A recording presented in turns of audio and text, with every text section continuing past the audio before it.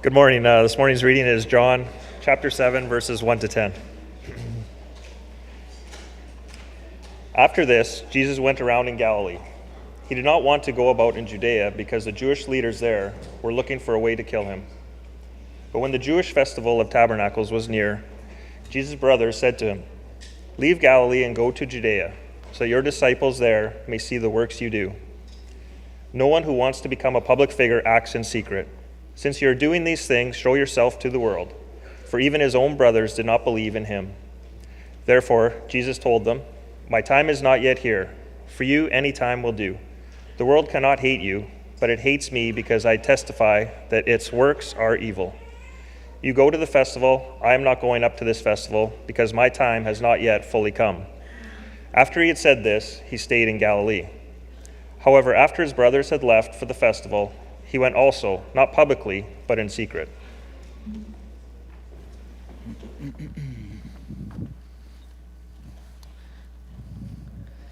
Good morning, everybody.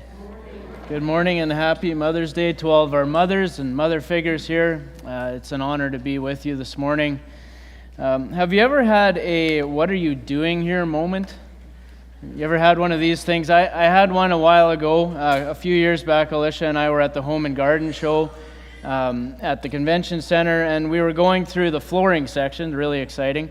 And we got to the vinyl flooring. We were looking it over, trying to find one that we liked, and then all of a sudden, a voice was there beside me that I recognized. It was an old high school teacher of mine, and she said, "Hi, how's it going?"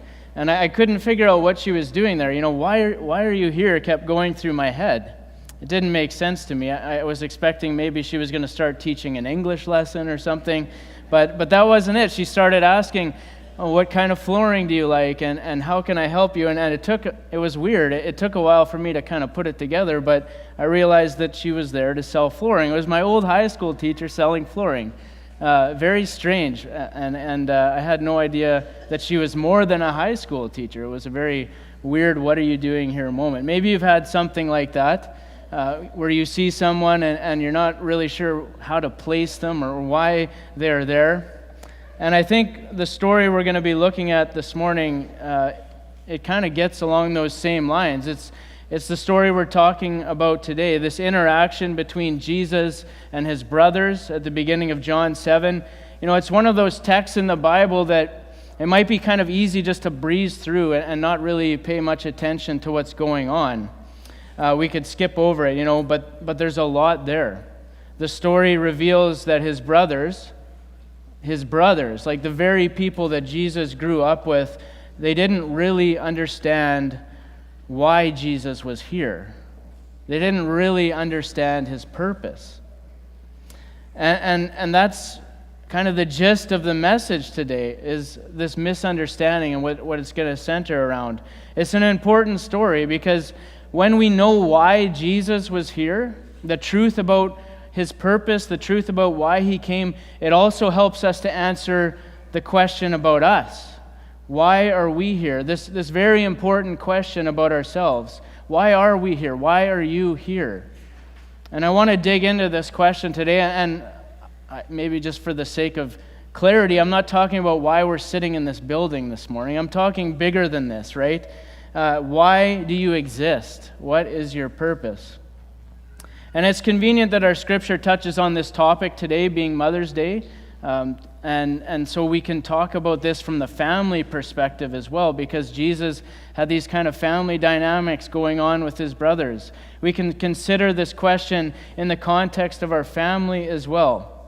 And so to the mothers here, and really I think to anybody who's part of a family, we can ask this question: how are we helping our children with this question? How are we helping the people in our family answer this question for themselves? Why are you here? It's an important question. So it's going to be very simple this morning. I just want to walk through the 10 verses here with you from the first part of John 7, and we're going to look at what we can learn from the story. So let's start at the beginning. It says, "After this." It's one of those things, like I said earlier, it's one of those things where we could just breeze right past this, not pay any attention to it. But it is important. It's important for the timeline. You might remember from a few weeks back, we started working our way through John 6, right? There's a big miracle that happens in John 6 that Jesus does, the feeding of the 5,000. And in John 6, chapter 4, John, the writer of the gospel, says that this happened around Pentecost, the time of the Pentecost festival. And now here on the screen in verse 2 of chapter 7, it says that the Feast of Booths was at hand, or the Feast of Tabernacles, it might say, depending on your translation. So this means that since the first miracle in John 6, that we read about in John 6, the feeding of the 5,000, there's a kind of a cool chart here that Faith Life made. This happened in the month of Nisan, which is also like our time of April. It's the springtime. Passover is happening in the spring. That's when Jesus fed the 5,000. But now, in our reading today, it says the Festival of Booths, or the Festival of Tabernacles, is at hand. So we've traversed 6 months, and John says that Jesus was walking around Galilee. That's all the detail we get about the last 6 months. So it's a little thin. But we can dig into some of the other Gospels and find out what was actually going on at that time. And we find out, if we look in Matthew, Mark, and Luke, that this is what he was doing. He was up north of the Sea of Galilee.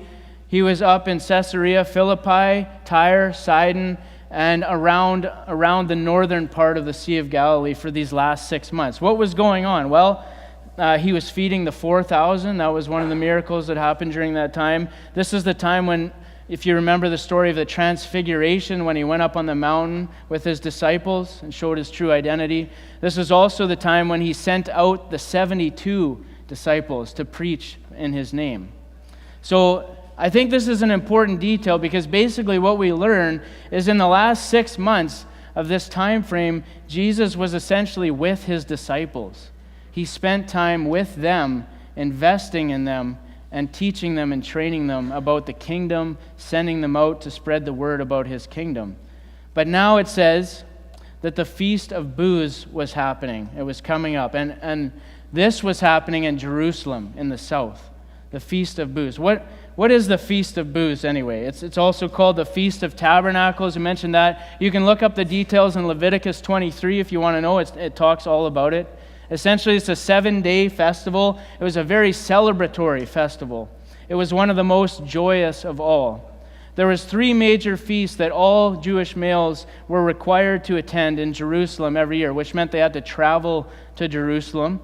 So this was one of those 3 major feasts, along with Pentecost and along with Passover. And so it was named the Feast of Booths because it was a time when the people would actually dwell in booths, which is basically like a basic living structure, or maybe a tent.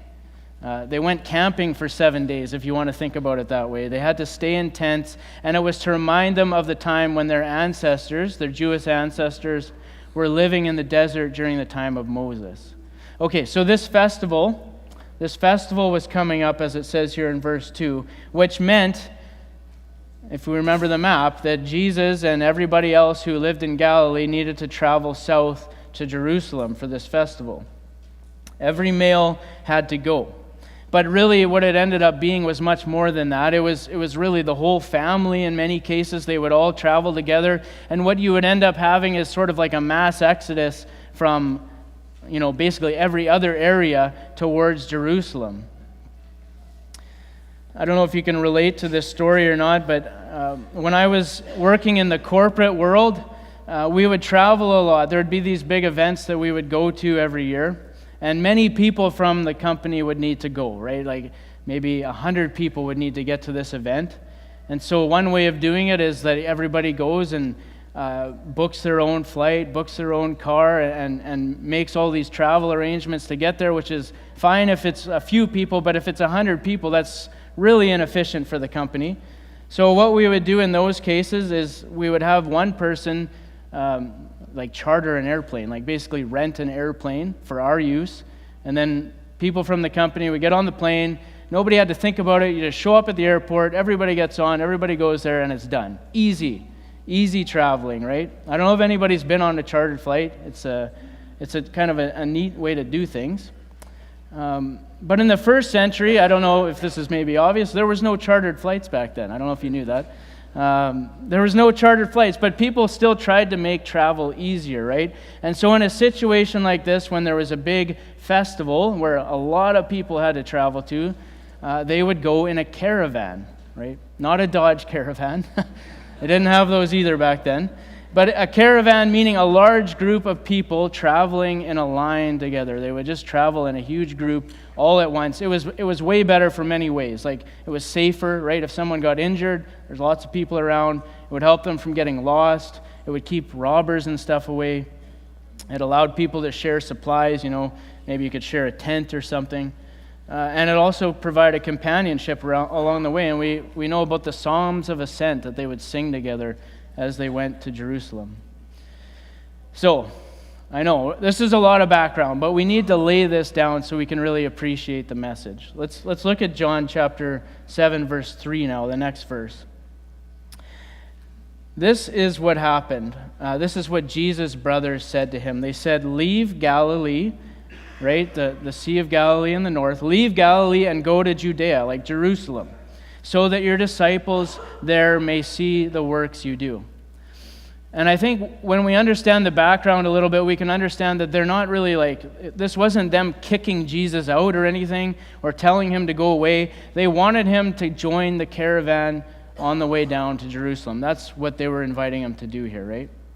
Now, we need to understand that the caravan was obviously quite a public way of traveling. It was a showy way of traveling even. Everybody who would see this massive group of people going by would all know, hey, that is the people, that's the caravan from Galilee, they're heading down for the feast.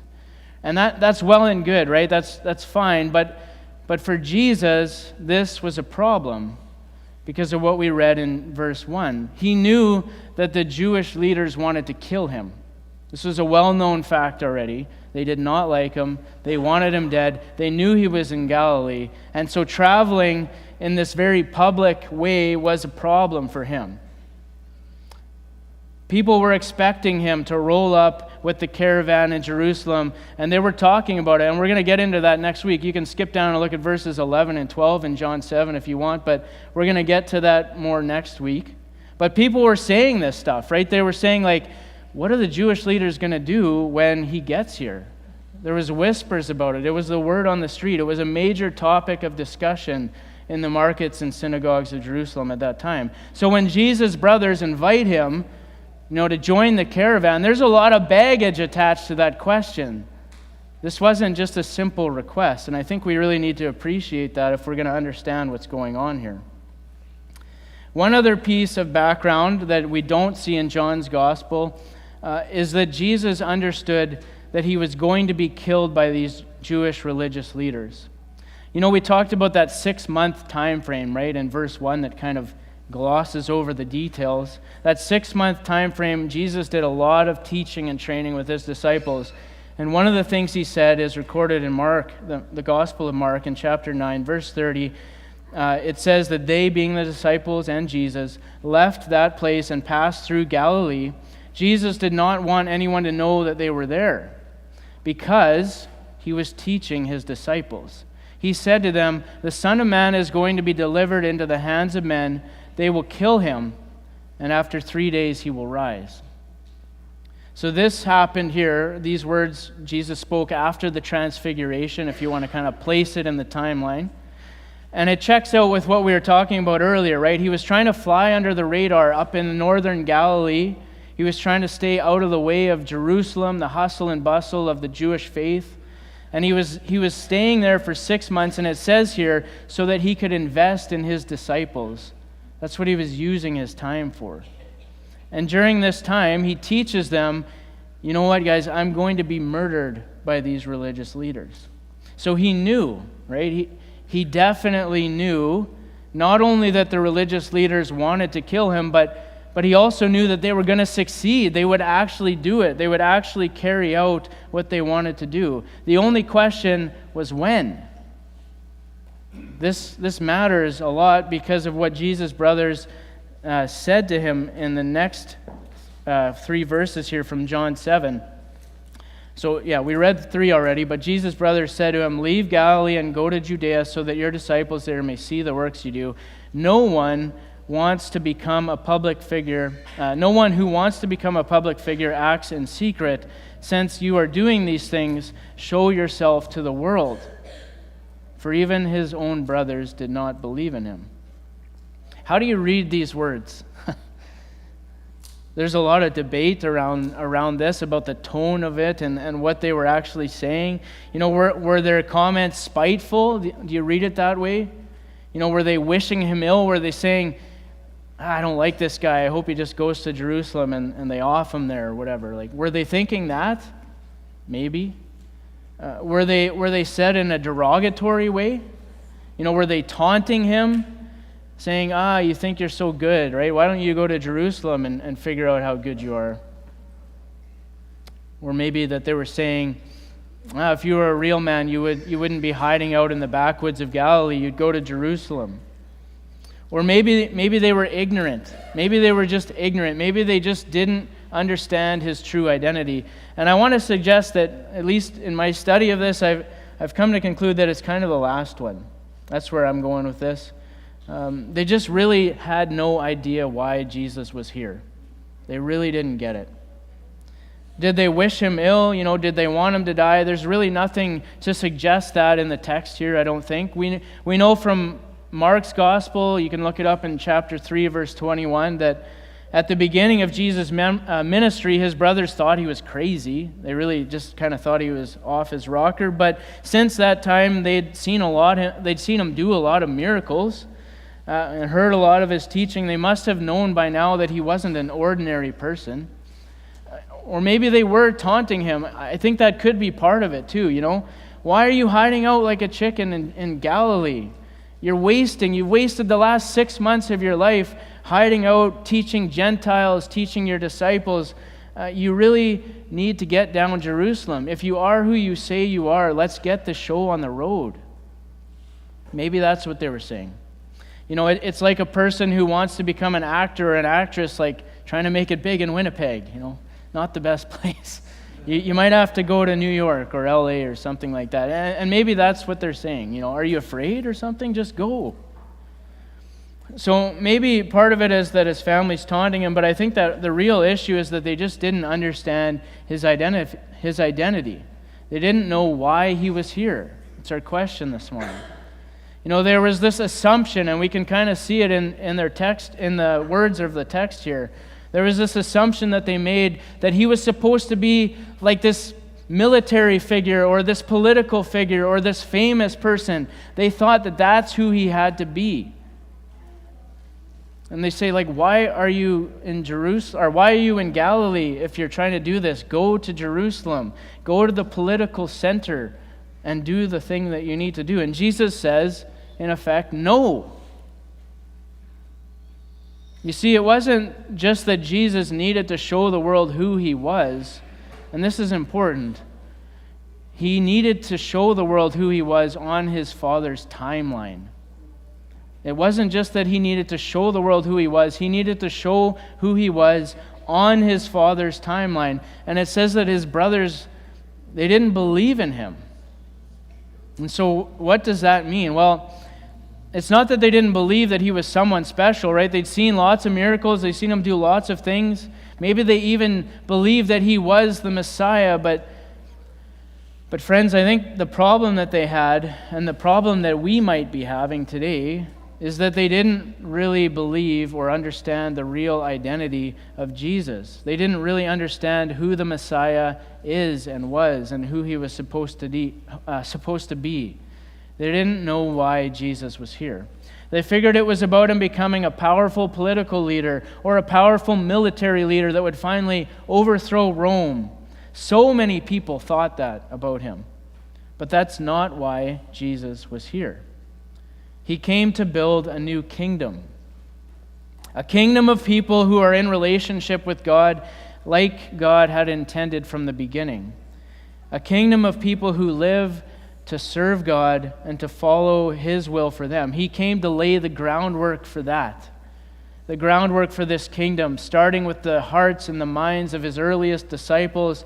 And then as king, he would die for his subjects to take away their sin and allowing them and those who would come after them to be in a relationship with God forever. It wasn't about Rome. It wasn't about military might. It wasn't about politics. It was about restoring people to God. That's what it's always been about. That's why he was here. And if he was going to accomplish that mission, he had to work on his Father's timeline. Look at what he says about this in the next three verses. He says, "Therefore, Jesus told them, his brothers, 'My time is not yet here. For you, any time will do. The world cannot hate you, but it hates me because I testify that its works are evil. You go to the festival. I am not going up to this festival because my time has not yet fully come.'" So Jesus is saying here, in effect, my goal is to do things according to my Father's timeline, and that time is not here yet. He says, you, on the other hand, you are doing things according to your own timeline, and so for you, any time will do. That's why you want me to go now. And the thing is, this is important to catch too. Jesus was going to roll up to Jerusalem as a public figure. That was actually going to happen.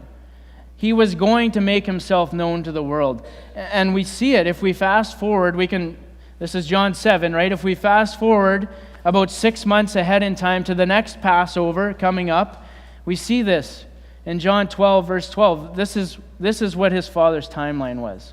The next day, the great crowd that had come for the festival, and that's the Passover that was coming up in 6 months, this great crowd heard that Jesus was on his way to Jerusalem. They took palm branches and went out to meet him, shouting, "Hosanna!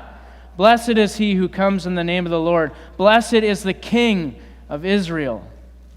And Jesus found a donkey and sat on it, and as it is written, "Do not be afraid, daughter Zion. See, your king is coming, seated on a donkey's colt." So this was his Father's timeline. Jesus was going to ride into Jerusalem in a very public way as king. But we also know that within a week of this event here, he was going to ascend to his throne by being nailed to a cross to die for his people. This was his Father's plan, and this was his Father's timing. And the crazy thing is that Jesus knew this was coming. I mean, can you imagine having the stress of that hanging over you? There would be such a temptation to just get it over with and go to Jerusalem and just die now. Like, why wait 6 months? But that was not his Father's time. So, back to verse 7.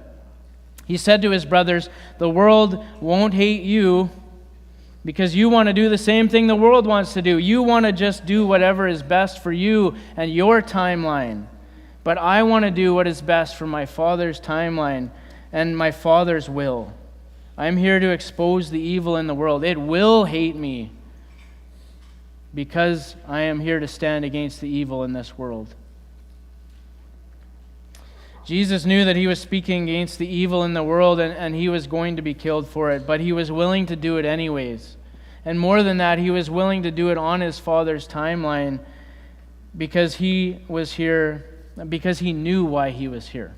I think that's the difference. He knew why he was here, and he was willing to obey God and live that out. And I think this is really where the application comes in for us.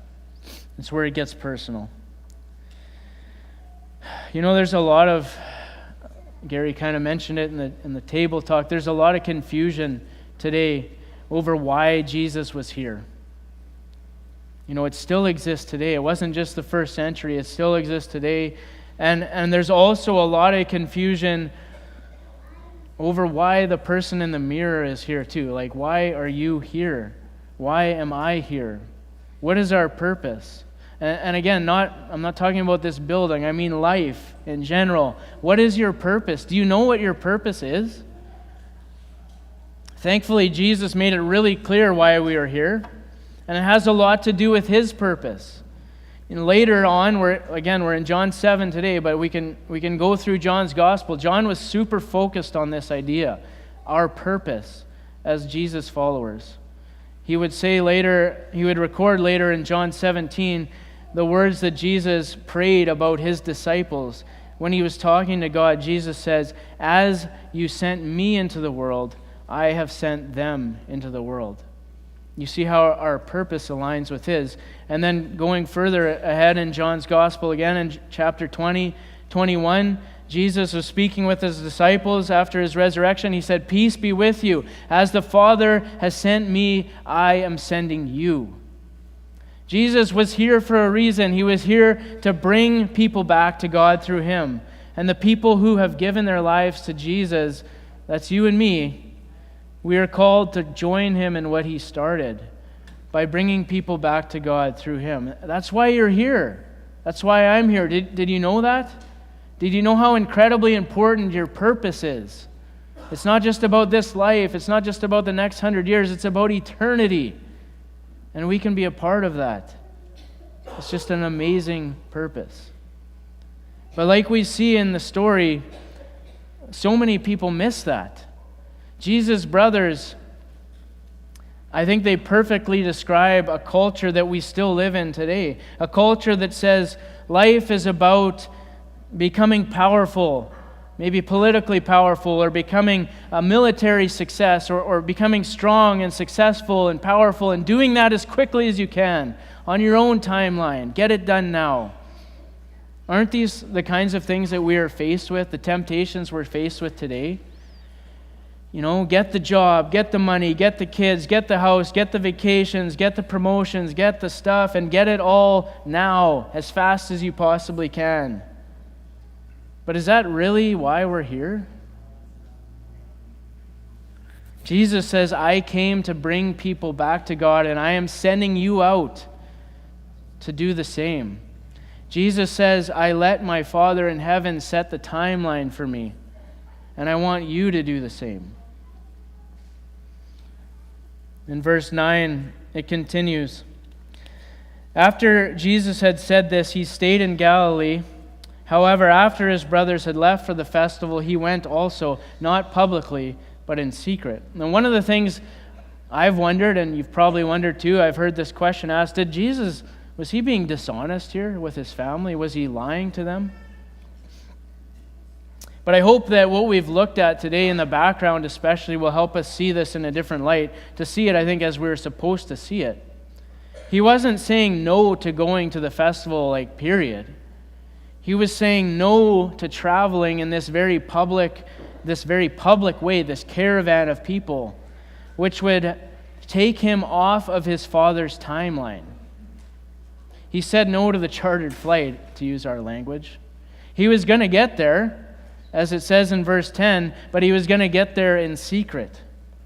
It wasn't yet his time to ride into Jerusalem publicly as their king and die for the people. This wasn't his time.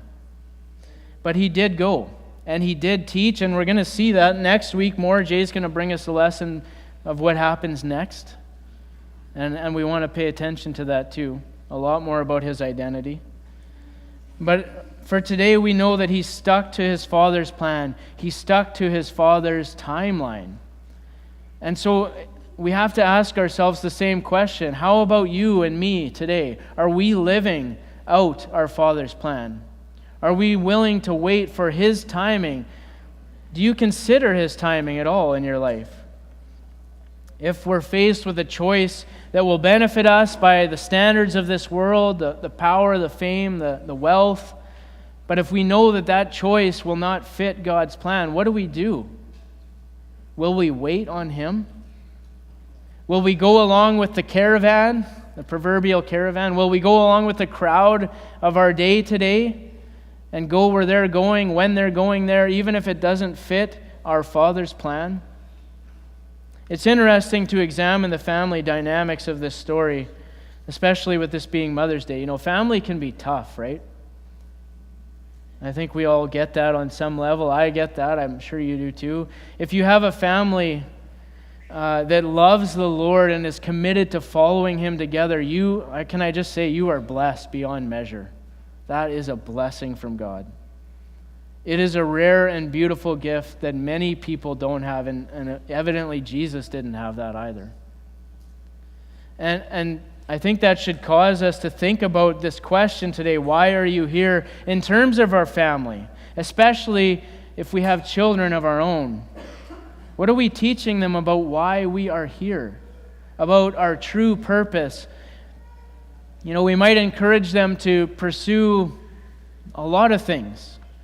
Maybe sports, maybe education, maybe a career, a spouse, financial success, many other things like that. And it's not that those are evil of them in and of themselves, or that we can't be involved in those things, but those things certainly can become evil when we think of them as being the reason why we exist or why we're here.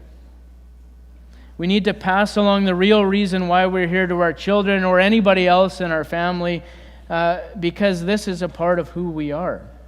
And if we don't pass along the real reason, you can bet that the world will substitute an awful lie in its place.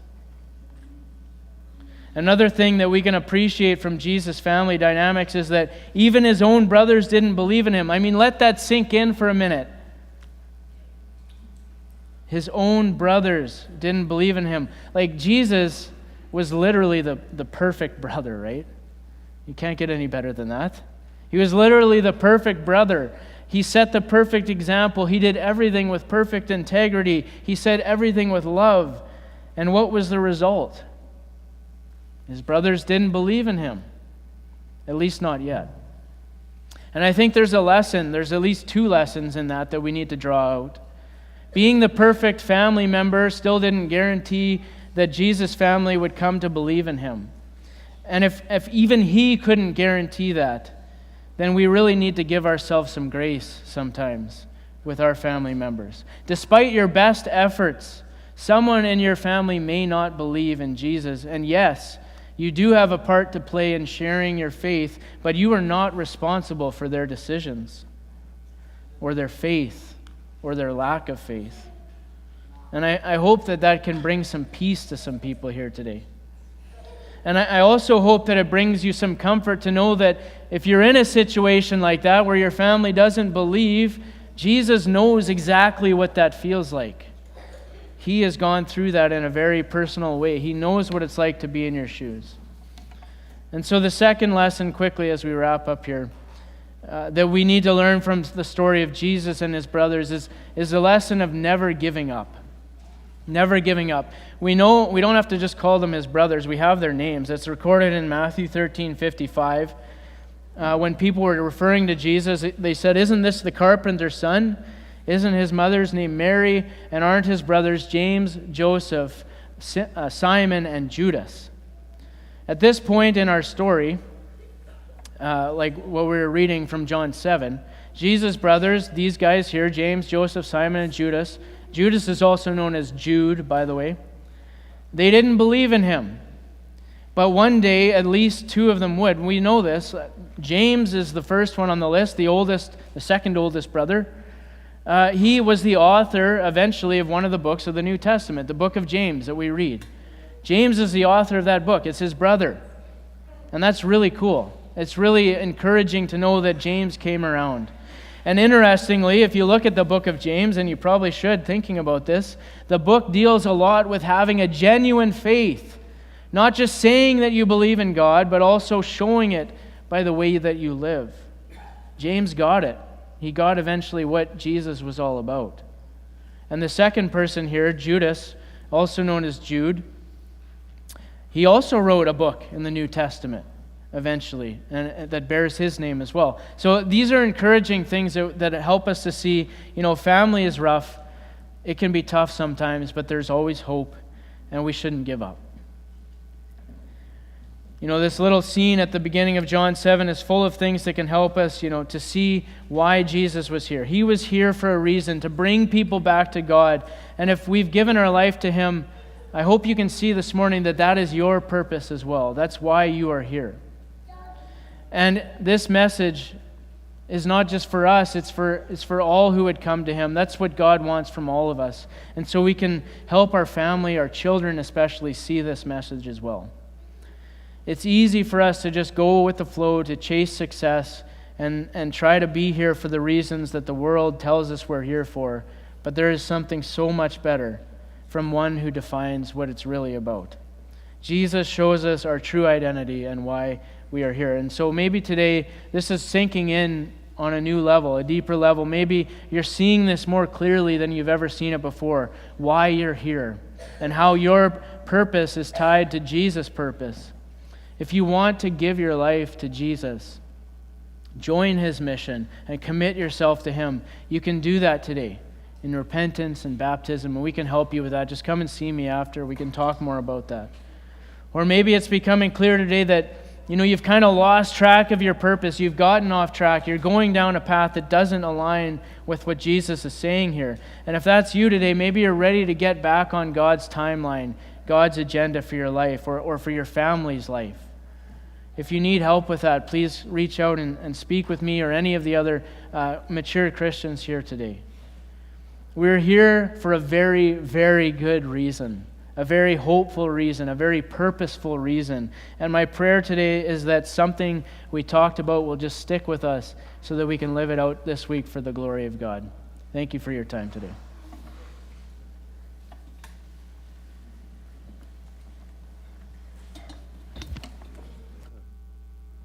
Thanks, Myles. All right, will you stand with me as we end off with this song? Have thine own way. Have thine own way, Lord, have thine own way. Thou art the potter, I am the clay. Mold me and make me after thy will, while I am waiting, yielded and still. Have thine own way, Lord, have thine own way. Search me and try me, Master, today.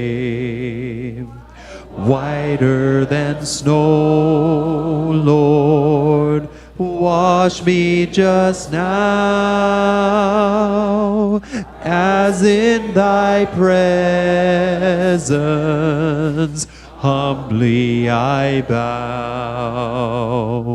Have thine own way, Lord, have thine own way.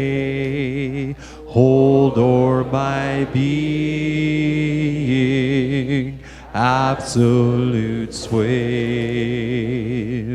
Fill with thy spirit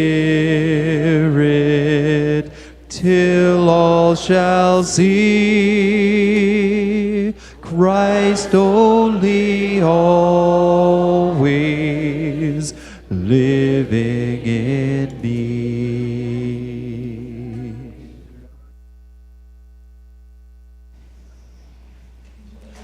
Let's bow in prayer. Holy God, we thank you for who you are, for being so good to us, for being so loving and caring, for having grace and mercy on a daily basis, God. Although we're not worthy of it, but it doesn't depend on us. It just speaks more of your character and who you are, and we thank you for that, Lord. Thank you, Lord, for giving us a purpose and a hope, a pathway to be right with you.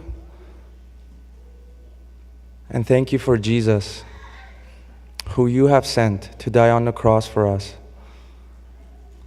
God, as we go on, we just wanted to pray for all the mothers out there who work so hard each and every single day to care for us and to care for our kids. And we thank them for that.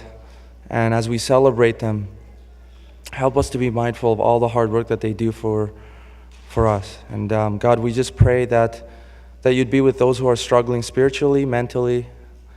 And God, we're thinking of those who could not make it here today. Please be with them and guide them. Help us, God, for the remainder of this week. Be with us, God, and give us strength. And help us to be mindful that we do not belong to this world, but we belong to you, and we have a purpose. And hopefully we could share the beautiful name of Jesus, and we pray all these things through his name. Amen.